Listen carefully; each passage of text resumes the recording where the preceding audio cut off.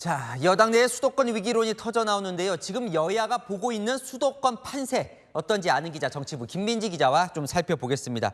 여기저기서 판세 분석이 나오는 것 같습니다. 여야 자체적으로요. 네, 아직 후보가 정해져 있지 않아서 좀 정교하지는 않지만요. 총선을 앞두고 여야 모두 분석에 한창입니다. 이해찬 전 민주당 대표 그제 수도권에서 70석을 얻으면 과반을 차지한다고 언급했죠. 수도권 121곳에서 국민의힘과 민주당 51대 70으로 전망했습니다. 국민의힘 내부에서 분석한 자료를 저희 채널A가 입수해서 봤는데요. 수도권에서 국민의힘이 겨우 27석을 얻는다고 보더라고요. 오히려 당 내부에서는 더 박하게 보는 겁니다. 또 다른 언론 보도에서는 서울에서 단 6곳만 이긴다는 전망까지 나왔습니다. 여권으로서는 참 참담한 성적표죠. 오히려 이해찬 전 대표 전망을 믿고 싶어 할 정도인데 네. 참 이것저것 많이 하는데 안 오르네요. 네, 그래서 국민의힘은 더 고민입니다. 강서구청장 보궐선거 패배 이후에 국민의힘은 공매도 금지, 메가시티 등 각종 큰 정책들을 쏟아냈죠. 또 쇄신을 하겠다면서 인요한 혁신위도 띄웠었고요. 한동훈 장관의 광폭 행보에 이어서 조기 총선 출격 분위기까지 띄웠지만 지지율만 보면 백약이 무효인 상황입니다. 강서구청장 보궐선거 때 확인된 정권 심판론을 깨기 위해서 나름 극약 처방을 내린 건데 오늘 나온 조사 결과를 보면 효과가 없었던 겁니다.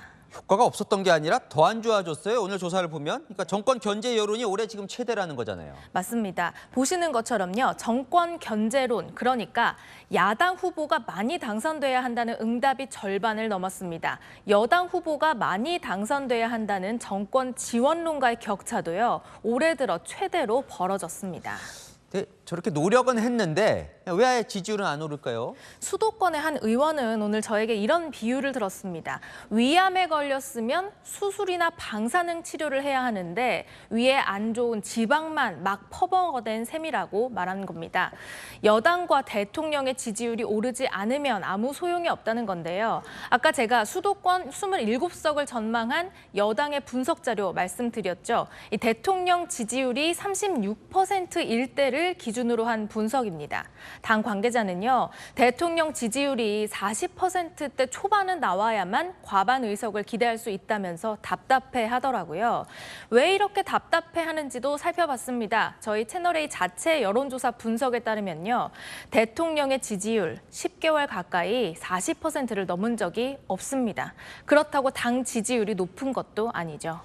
그러면 어떻게 해야 하는 겁니까? 대통령과 당 지지율 올리려면요? 사실 대통령의 지지율은 당에서 마음대로 바꿀 수가 없는 부분이잖아요. 그래서인지 지금의 위기감은 김기현 대표의 책임론으로 옮겨가고 있습니다. 두루뭉술하게 이 책임이라는 표현을 쓰고는 있지만 결국 두 가지 중 선택하라는 겁니다. 당 대표에서 물러나거나 아니면 내년 총선에 불출마하거나. 희생의 물꼬는 어쨌든 김 대표가 터야 한다는 여론이 높아지고 있는 겁니다. 자, 이런 당내 불만을 김기현 대표나 대통령실도 잘 알 것 같은데요. 어때요? 그냥 버티는 겁니까? 일단 당 내부 여론과 당 대표의 온도차가 다른 이유, 이게 핵심인 것 같습니다. 수도권의 의원들의 이야기를 들어보면 이 말을 가장 많이 합니다. 4개월 밖에 안 남았다. 당장 바뀌지 않으면 다 죽는다는 거죠. 하지만 당 지도부와 대통령실은 아직 총선까지 4개월이나 남았다고 말합니다. 대표 불출마 카드를 벌써 쓰면 총선이 임박해서는 뭘 하냐는 건데요. 오늘 윤석열 대통령이 인요한 혁신위원장과 김기현 대표를 불렀으니 이 혁신의 온도 차이를 조율하는 이야기가 있었을 텐데요. 어떤 대책을 내놓을지 다음 주 지켜봐야 할 것 같습니다. 네, 지금까지 아는 기자 김민지 기자였습니다.